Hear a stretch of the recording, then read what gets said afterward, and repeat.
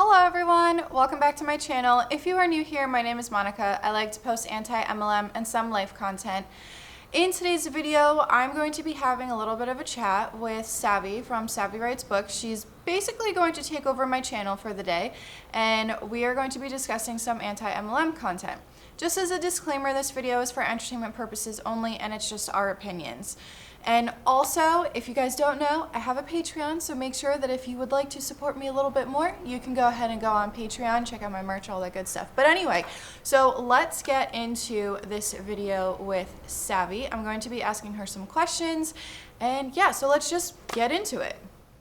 Hi everyone, I'm Savy. Monica, thank you so much for having me on your channel today. I am really excited to be cooking one of my favorite recipes while I answer your questions. For those of you who don't know me, I am a booktuber and author tuber, and I have also recently joined the Anti MLM videos community as well. I've been making a lot of videos about that topic as well, because I am also a small business owner, and as a small business owner, I've had a lot of problems with the ways that MLM type companies operate. So I'm going to get into more of that in the questions in just a minute, but I just wanted to introduce myself to you guys and say hi, and that I'm really excited to be here today. I am going to be making one of my favorite recipes, cream of wheat with M&Ms in it. Actually, some of you are probably asking, what is cream of wheat? Because when I bought this at Target, Tyler was like, I have no idea what cream of wheat is. What are you even making? The best way I can describe cream of wheat to someone who has never had it before is if you have a spectrum, and on one end of it is oatmeal, and on the other end is grits. Cream of wheat would be like in the middle of, between the middle and the grits, right? Like it's closer to grits than to oatmeal, but I would say it falls in the spectrum. I don't really know how to describe it, but it is delicious. Now, why am I putting M&Ms in it? Well, when I was a kid, my mom used to make me cream of wheat all the time, and I saw cream of wheat. It's very like white looking, right? It's just like it looked like a blank white canvas to me. Now, I was a kid who loved to color. I love to do artsy things. I love to draw. So when I saw this cereal, this grits, this oatmeal, this whatever it is that looked like a blank white canvas, I was like, I need to add some color to it. And my mom, who at the time was working 4 jobs and working like 4 different shifts and raising me as a single parent, and I was over here like, I want to add color to my breakfast. My mom was just like, okay, put the M&Ms in it. So I did, and it made a pretty rainbow. I haven't eaten this in like 20 years, so I don't know if it'll hold up. We're gonna find out, but here we go. So my first question to you is, what made you decide that you were anti MLM?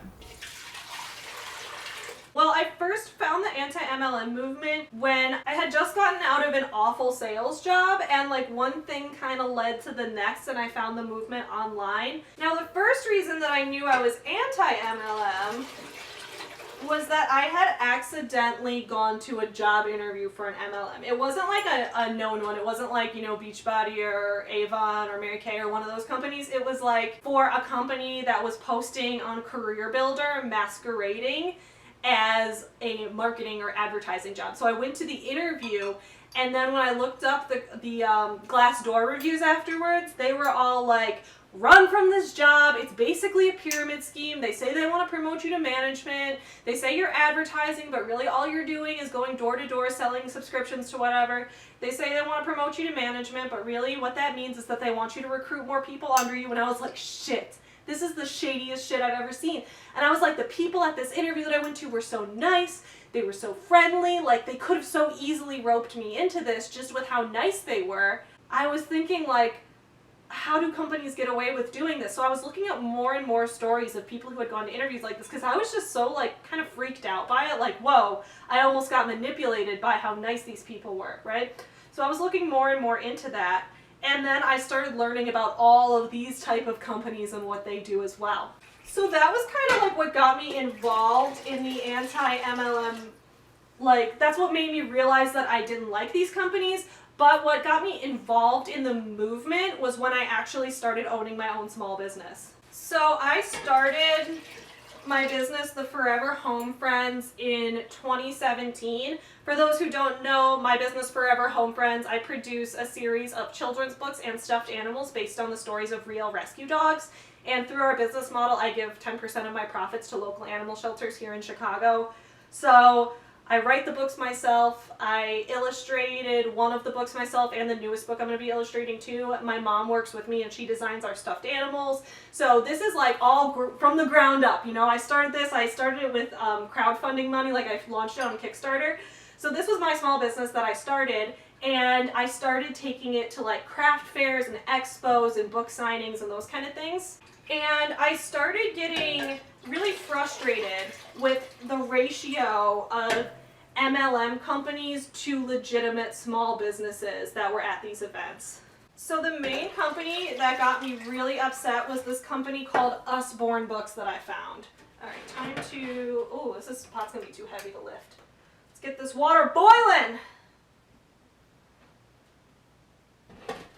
So I found this company, Usborne Books, that is a books MLM. And I know that a lot of people who have bought books from Usborne in the past, they're not like fully an MLM. They also have like a sector that's just regular book publishing. But they also have an MLM component where people, you know, host parties and buy stock and resell it and that kind of thing. So I was going to a lot of these craft fairs and festivals, and I was an actual author there saying like, hey, I can sign your book. I have these books that are for a good cause, and I would be directly competing with Usborne, which didn't seem fair because I was at a craft fair, right? I was at like an art and craft fair. I went to some fairs that even said they were juried art shows that would take a look at your work first. And I'm like, how did these people get in? How is there an Avon lady and a Mary Kay lady and a LuLaRoe lady here when it said that it was going to be looking at art for originality and that kind of thing? So I was getting really frustrated, especially knowing that there's like handmade jewelry vendors having to compete against a company like Paparazzi Jewelry where they have to sell all their jewelry at $5 a piece, and a handmade jeweler obviously can't do that because they're making it all by hand, so they should be charging more. And it's not fair to create that kind of competition for them, it's unfair, and it doesn't make sense at a craft fair where you're supposed to be supporting local artisans and local small businesses, not giant corporate produced things that people are just reselling. And it also kind of started to undermine what I was doing because people would come to my table, and I realized at first I wasn't selling many books until I started telling people, oh, I'm the author, and people were like, what? That's amazing, that's so cool. Like, because there was someone from Usborne Books there, the assumption was that a lot of us were just reselling other people's things, and it was undermining a lot of what I was doing as a creator myself. So I was like, no more of this. And then the more I learned about how these companies actually like manipulate their own consultants, how they're so harmful to their own people, I was like, no, this is unacceptable. Question number 2. How have MLM companies impacted your small business? I think the way they've impacted my small business, one is by taking up space at art fairs and craft fairs and small business expos and those kind of things. I've noticed that a lot of fairs that allow MLMs to sell there oftentimes get fewer customers. Now, I've been to some fairs where this isn't the case, where they have like 2 or 3 MLMs and like 70 legitimate artists. Those are fine, like whatever. But then I've been to fairs where there's like me and 3 other people that made our own stuff, and like the rest of the show floor is, here's It Works, here's Hemp Works, here's Young Living, here's all of this, right? And as a result, I feel like fewer customers come to these events because they don't really want to buy that stuff. They have a million people already trying to sell to them on Facebook and Instagram every day, so why would they go to a craft fair to have someone try to pitch it to them again? So I feel like a lot of the time it causes people to, like, it causes craft fairs to get fewer vendors, or not fewer vendors, it causes craft fairs with many vendors to get fewer customers there, and it makes it harder for people to shop through actual small business owners and actual artists' work. Again, it's also impacted me because it's like taken away the expectation that when you're talking to a person at one of these fairs that they're actually the owner of this business or they're actually the creator of this thing. So I've kind of had to say like, oh, this is me and my mom's business. I wrote the books. I did the art. My mom designed the stuffed animals. I have to like say that outright directly, because I feel like in the past when I've gone to craft fairs, the assumption was that person at the table wrote that book. That person at that table handmade that jewelry. That person did that art. But no longer is that seem to be the expectation, because now you have people reselling or distributing things along with that. So I feel like it's kind of undermined what small business owners do, and it really bothers me a lot. That, and I've registered for some smaller craft fairs, especially when I was starting out. I didn't have budget yet to travel to bigger conventions, bigger art fairs, bigger things like that. So I would try smaller, more local craft fairs. And sometimes they'd be full. They'd be like, oh, we've already filled all 20 of our spots, and like most of them are MLMs. And I'd be like, well, why would you ever prioritize an MLM above a legitimate artist if you want to have a craft fair? So the priorities were all wonky to me, and it really started to bother me. Okay, question number 3, I'm actually going to have to read off of my phone because it's kind of a long one, and I came up with this question, so I want to make sure that I give it justice when I read it. So, number 3, you're an author, so what do you think of these self-help books that are marketing towards MLM Huns? From an author's perspective, if the books weren't marketed towards MLM companies, are they well written or could they be helpful? Now, for my audience, just so you guys know, Savy has touched on different types of self-help books that were by specific people who market towards the MLM companies. So make sure to check those videos out as well on her channel. But anyway, go ahead and answer the question, Savy. Okay, I love this question so much because it's so much of what I talk about on my YouTube channel. I started off as like a booktube channel to do book reviews and writing tips and those kind of things. So, you know, yes, I am an author and that I care about that kind of thing a lot. The main books I've read that have been, you know, targeted toward people in an MLM or that, because like, as you guys know, as an author and a reader and an entrepreneur, I read a lot of books in the business genre. I read a lot of books that are kind of trying to help people who are starting a business. So, ooh, it's almost boiling. It's almost time to add the cream of wheat. Okay, so it's the main ones I've read were, you know, Rachel Hollis's books. So if you guys haven't seen on my channel, I do a lot of videos where I talk about, you know, some of the MLMs that Rachel Hollis has been involved in and how like her whole self-help guru persona is actually kind of manipulative. But I read Girl Wash Your Face and Girl Stop Apologizing. And I also read a book called Boss Up by Lindsay Teague Moreno, who is kind of at the top of the Young Living pyramid. And so I read her book and I reviewed that on my channel recently. I think the fact that there's MLM advice and taking it in context is important because at face value, Rachel Hollis and Lindsay Teague Moreno are both really good writers. I would say they have a great grasp of language. They have a great, you know, authorial voice. They have a great way of making us feel like we're in the moment with them, of creating imagery. They have good senses of humor, all of that. So their writing itself is actually pretty good.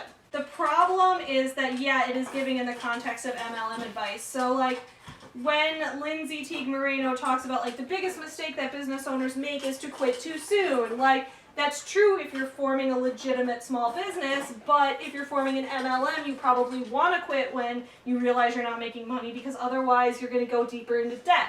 Question number 4. So I know that you weren't in an MLM, so what is your response to the MLM Huns when they say, well, you don't know because you've never been part of an MLM before?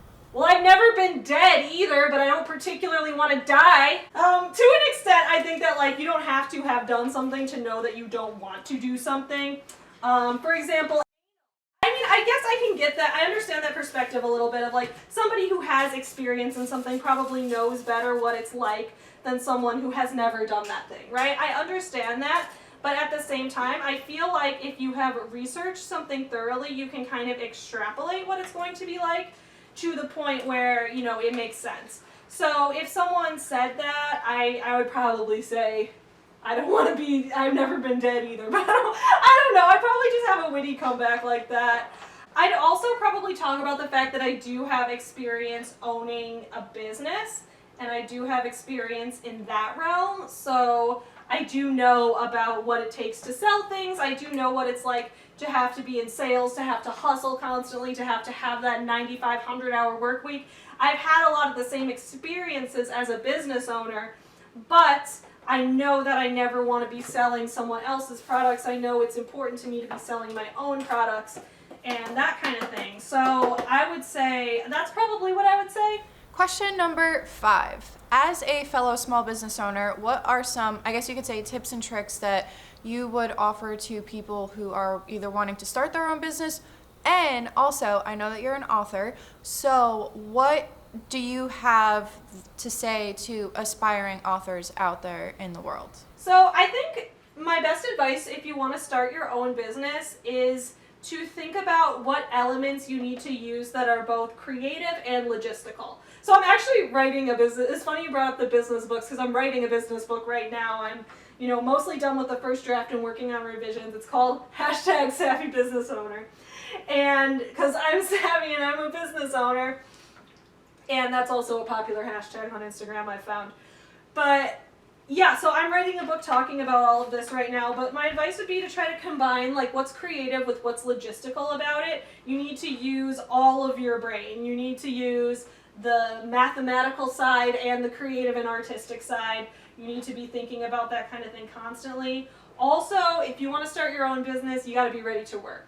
Like and I know they say this kind of shit in MLMs too, but you know how in MLMs they're like, you can work from your phone, you can work 2 hours a week and make $1 million, but then once you're actually in it and you're not successful, they're like, well, you didn't expect it to be easy. People who hustle are the people who are successful, right? I'm telling you up front, if you're going to start a legitimate small business, it's going to be a lot of work. You need to expect to work at least 1.5, if not twice as many hours as the people in your life you know who are working a full-time job. My other advice is to make sure you're going into business with something that you have an insane passion for. I know sometimes people try to go into certain fields because they think it's really lucrative right now or they think there's a lot of money in it right now, but those things change. Market trends change drastically over time, especially things related to social media. They shift constantly. So you need to make sure it's something that you want to spend your whole life on. Like if you woke up tomorrow and won the lottery and you had billions of dollars, would you say, okay, now I can retire and live a happy life and I never have to work again? Or would you say, great, now I can invest this into my business and grow it even bigger and work even more without having to worry about healthcare? Like, which of those paths would you think about? And I'm not saying that every business owner has to be like balls to the wall obsessed, but for me that's been what's worked really well. So that's what I would say. And as for aspiring authors, I would say take a look at the ways that the book industry is constantly changing. So for me, I found an innovative way to combine being a small business owner with being an author, with starting my own business and series of books that are about rescue dogs and stuffed animals that go with them and donating a percentage to shelters and having my own business model in there and then advertising it myself, finding printers, finding ways to advertise, finding ways to publish, finding manufacturers and that kind of thing. So I know in the author world there can sometimes be this dichotomy mindset that you can either be traditionally published or self-published, that you're either an indie author or a traditional author, that you either have an agent and a publisher and royalty deal, or you upload ebooks onto Amazon. But there is never a strict binary of anything. There is always space in the middle, and there's always so much more than meets the eye.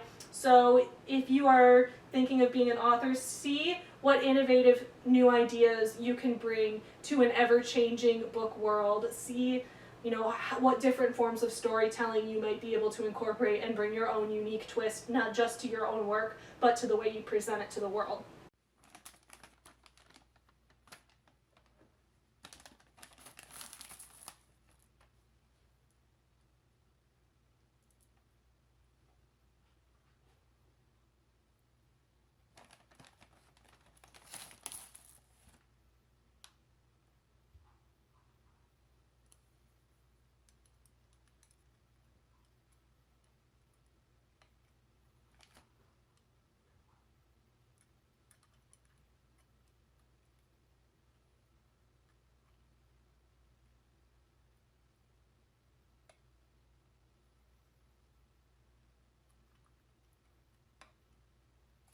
Monica, thank you so much for having me on your channel. Everybody, you can check out my channel, Savy Writes Books, linked in the description below.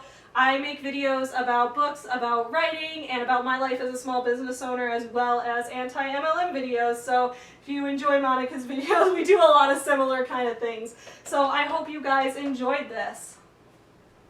Alright everyone, if you have watched up to here, thank you so much for watching, and I hope that you enjoyed this video. Savy and I decided to do something a little bit different. I know that I usually do more of like an interview style, but I thought that, this would be fun, and it was kind of mostly her idea, but a little bit of mine too. So it was a collective decision on how to create this particular collab. But let me know what you guys think down below, and if you have watched up to here, thank you so much for watching. Make sure to hit like, subscribe, support me on Patreon, check out my merch, all that good stuff. And this is Monica reporting to you live from a highway. Bye!